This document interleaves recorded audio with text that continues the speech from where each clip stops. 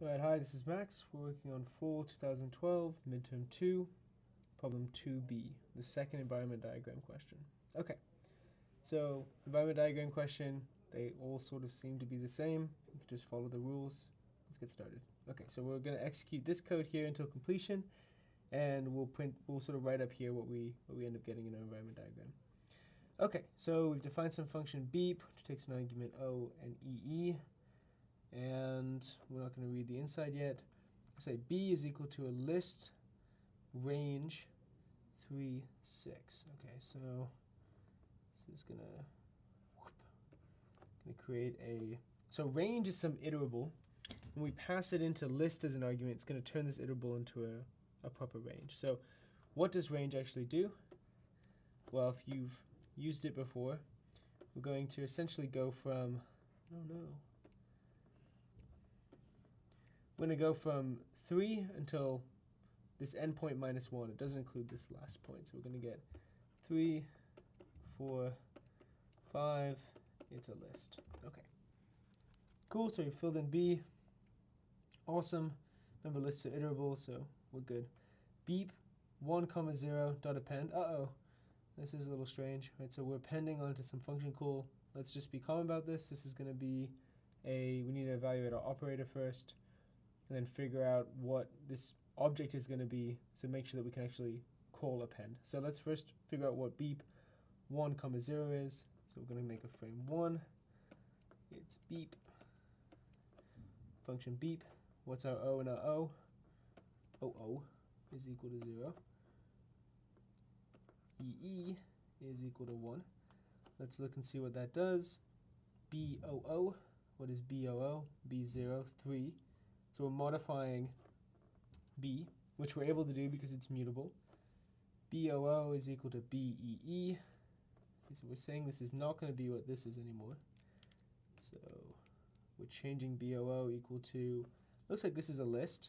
So what is this going to be? This is, EE is 1 here. OO is 0. EE again is 1. Okay, remember these are all 0 index, so this is going to be 4. So we're making a list that has 3 elements.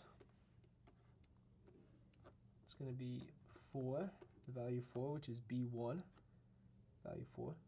Remember, this is the 0th element, the first element, the second element.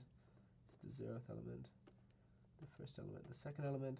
And now we have 0, and then we'll get, this is interesting. Okay, we have got to be careful here. So this is going to be a new list, which has a single element. You can see these brackets. I mean, it has a single element that has the value of B1, which is 4. Okay, great. So this looks right for what we have so far.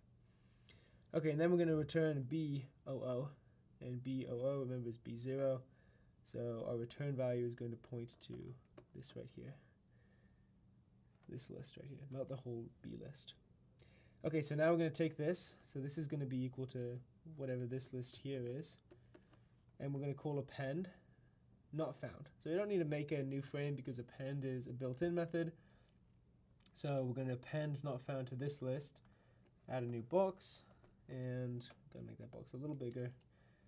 We'll say this is not found. And that's it for the environment diagram. So it looks like, go through this one more time, BOO, B0, this is B, B0 is going to equal a new list with the second element here, this index 2 element is going to be equal to a single list that has the value 4, and then we append onto that, not found. Sweet. Okay, cool. So then we have a follow-up. What will print B output after executing this code? B is equal to this list, so we'll just start, make a list.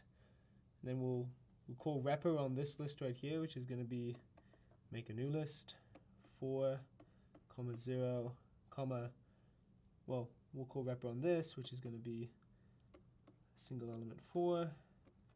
Then we have not found. Okay. And then that's the end of this list. And so now we can fill in the rest of the elements of B, which is 4 and 5. Okay, so this is problem 2b, our second environment diagram question. Leave a post on Piazza, or a comment on YouTube, and I will answer any questions you have. Great, thanks for watching.